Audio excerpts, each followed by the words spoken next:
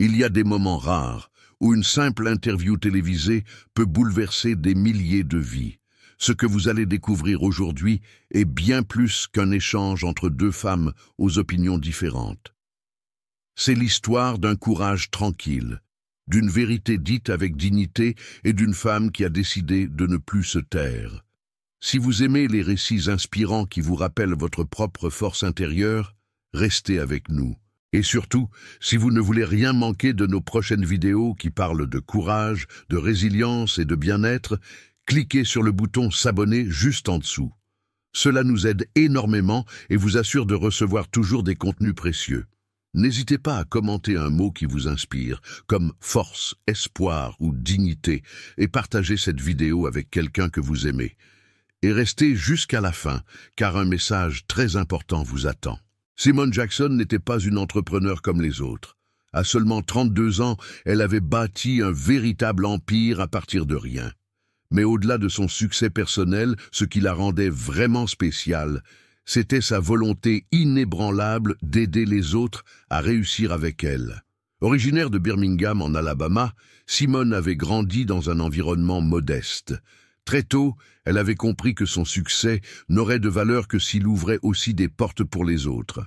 C'est ainsi qu'est née son initiative, un projet audacieux destiné à accompagner les jeunes femmes noires dans leurs parcours entrepreneuriaux en leur donnant les ressources et les conseils qu'elle-même aurait rêvé d'avoir à ses débuts. Lorsque la très populaire émission Morning Perspective l'invita sur son plateau, Simone fut profondément honorée. C'était l'occasion rêvée de mettre en lumière les histoires de ces jeunes femmes pleines de talent et de rêves. L'animatrice Charlene Whittaker était bien connue du public. Redoutée autant qu'admirée, elle avait l'art de poser les questions qui dérangent. Mais Simone ne se laissa pas intimider. Elle avait affronté bien pire, dans la vie comme dans les affaires. Cette interview, elle la voyait comme une chance de parler vrai. Une chance de montrer que, même dans un monde parfois sourd, il est encore possible de faire entendre sa voix. Le jour de l'interview arriva. Simone entra dans le studio de Los Angeles, vêtue d'un élégant tailleur bleu sarcelle, qui reflétait parfaitement son énergie vive. Derrière son sourire paisible, ses pensées allaient à toutes ces jeunes femmes qu'elle représentait. Dans les coulisses, une maquilleuse lui glissa avec tendresse « Vous rayonnez aujourd'hui !» Simone remercia doucement, tout en prenant une profonde inspiration. Elle savait que ce moment serait important. Le studio était baigné de lumière, l'agitation des techniciens et le murmure du public donnaient au lieu une tension palpable. Charlene Whittaker, déjà installée, l'accueillit d'un sourire large, mais légèrement forcé. En s'adressant au public, elle lança d'un ton enjoué « Mesdames et messieurs, accueillons Simone Jackson, cette femme d'affaires autodidacte qui affirme vouloir réinventer l'entrepreneuriat. » L'audience applaudit poliment, pendant que Simone s'avançait calmement pour prendre place. Les premières minutes de l'échange furent agréables. Simone raconta comment, adolescente, elle vendait ses bijoux faits main sur les marchés et comment cette passion l'avait menée à créer, avec persévérance, une entreprise florissante. Charlene l'écoutait attentivement, ponctuant de quelques questions simples. Mais petit à petit, Simone sentit que quelque chose changeait dans le ton de la présentatrice. Quand le sujet de l'initiative communautaire fut abordé, les compliments de Charlene devinrent plus ambigus. Son regard se fit plus appuyé, son sourire plus incisif. Puis, elle posa une question qui coupa net l'atmosphère. « Simone, pensez-vous que ces programmes sont nécessaires parce que certains ne travaillent pas assez dur par eux-mêmes ?» Un silence subtil s'installa dans le studio. Certains membres du public bougèrent sur leur siège, visiblement mal à l'aise. Simone ne perdit pas son calme. Avec douceur mais fermeté, elle répondit « Ce n'est pas une question de paresse, Charlene, c'est une question de barrière. Il existe des obstacles réels, souvent invisibles, qui freinent la progression de nombreuses personnes. Mon but, c'est d'ouvrir des chemins malgré ces murs. » Le public applaudit, mais Charlene esquissa un sourire comme si elle n'en avait pas fini. Simone ne le savait pas encore, mais ce n'était que le début. Une confrontation bien plus directe se préparait et elle allait devoir puiser dans tout son sang-froid pour faire face. Charlène se pencha légèrement en avant, ses doigts tapotant la table comme pour signaler que la partie sérieuse de l'interview allait commencer. Elle adopta un ton faussement bienveillant, presque trop calme pour être sincère. « Je comprends ce que vous dites », dit-elle, hochant la tête. « Mais ne pensez-vous pas qu'en parlant trop souvent d'obstacles systémiques, on finit par créer des excuses plutôt que des solutions ?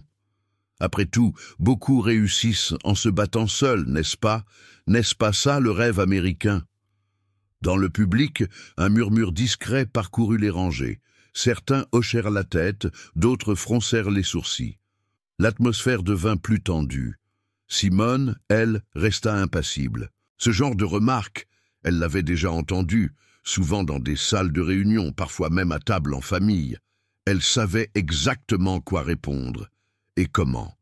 Avec une voix posée, elle répondit « Le rêve américain est une belle idée, mais il ne dit rien de ceux qui doivent franchir bien plus d'obstacles pour y accéder. Avoir des bottes, c'est bien. Mais si ces bottes n'ont pas de lacets, ou si elles ont été arrachées avant même qu'on puisse les chausser ?»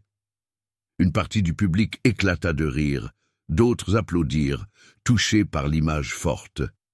Simone sentit le moment tourner en sa faveur et poursuivit. « Mon programme, ce n'est pas pour lasser les bottes à la place des gens, c'est pour leur redonner les lacets, pour qu'ils puissent faire leur propre chemin, avec dignité. » Charlène eut un mouvement nerveux. Elle jeta un coup d'œil rapide en direction des producteurs. Elle sentait que le contrôle lui échappait. Pourtant, elle n'avait pas dit son dernier mot. Elle reprit avec un sourire tendu. « C'est une belle métaphore. Mais ne pensez-vous pas que mettre autant l'accent sur les différences finit par nous diviser davantage? Ne devrions-nous pas nous concentrer sur ce qui nous unit ?» Simone inclina légèrement la tête. Elle comprenait où Charlène voulait en venir. Et elle savait que sa prochaine réponse allait devoir être encore plus claire. Elle s'apprêtait à tracer une ligne nette entre l'illusion d'unité et la réalité du vécu. Simone prit un court moment pour répondre, mais son regard était déjà fixé avec détermination sur Charlène. Sa voix, douce mais assurée, coupa le silence avec justesse. « L'unité, Charlène, c'est un bel objectif, mais on ne peut pas construire un pont entre deux rives si on refuse de voir la rivière qui les sépare. Fermer les yeux sur les différences ne les fait pas disparaître. Cela ne fait qu'abandonner ceux qui attendent de l'aide de l'autre côté. » Le public, d'abord silencieux, éclata à nouveau en applaudissements sincères. Même quelques techniciens derrière les caméras semblaient touchés. Simone venait de toucher une vérité profonde, une que beaucoup ressentent mais n'osent pas toujours exprimer. Charlène, un instant prise de court, reprit vite son air professionnel. Mais ses épaules s'étaient un peu tendues. Elle croisa les jambes, s'appuya sur le dossier de sa chaise et lança « C'est un point intéressant. Mais votre programme est uniquement destiné aux jeunes femmes noires.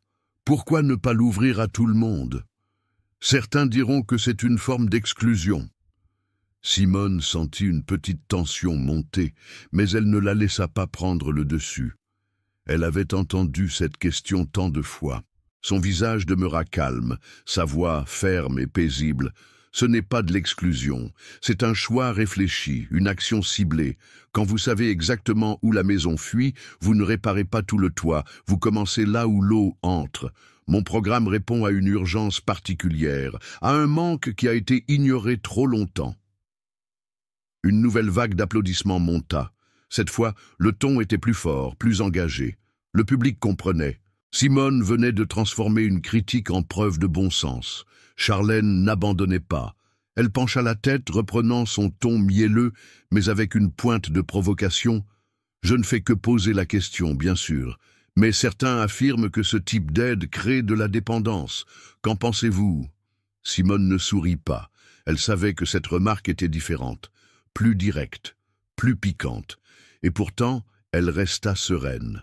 Elle s'apprêtait à répondre, non seulement pour elle, mais pour toutes celles que son initiative représentait. Face à la remarque tranchante de Charlène, Simone prit une brève inspiration. Elle ne détourna pas le regard. Au contraire, elle le soutint, paisible, mais intense. Puis, avec une douceur tranchante, elle répondit « La dépendance, Charlène ? Quand une banque accorde un prêt à un entrepreneur pour lancer son entreprise, appelle-t-on cela de la dépendance ? Ou est-ce qu'on y voit un soutien, un tremplin vers la réussite ?» Charlène voulut intervenir, mais Simone poursuivit sans hausser le ton, avec une autorité calme. « C'est exactement ce que mon programme fait. Il investit dans des jeunes femmes qui ont le potentiel de transformer leur vie et celle des autres.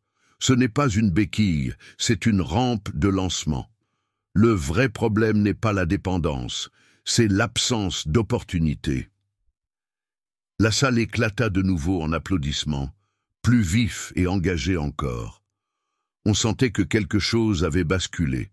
Le public n'était plus simplement spectateur, il était désormais avec elle. Charlène s'agita légèrement, croisa les bras et prit une posture plus défensive. Sa voix se fit plus sèche. « Mais vous comprenez, Simone, que certains peuvent se sentir exclus quand un programme est si ciblé. Nous vivons une époque où tout le monde veut être inclus. N'est-ce pas aussi important ?» Simone hocha la tête lentement. Son regard s'adoucit, mais ses mots étaient clairs, limpides, ancrés dans une conviction profonde. L'inclusion est essentielle, oui, mais elle ne veut pas dire traiter tout le monde de la même façon. Elle signifie répondre aux besoins de chacun avec justesse. Si un enfant a du mal à suivre en classe, on ne ralentit pas tout le groupe pour lui. On lui donne l'aide nécessaire pour qu'il avance à son rythme. Et quand il y arrive, c'est toute la classe qui progresse. Un silence épais suivit, chargé de réflexion. Pas un silence gêné, mais celui d'un public en éveil. Simone regardait Charline, non avec défi, mais avec cette fermeté tranquille qu'ont les gens qui parlent avec vérité.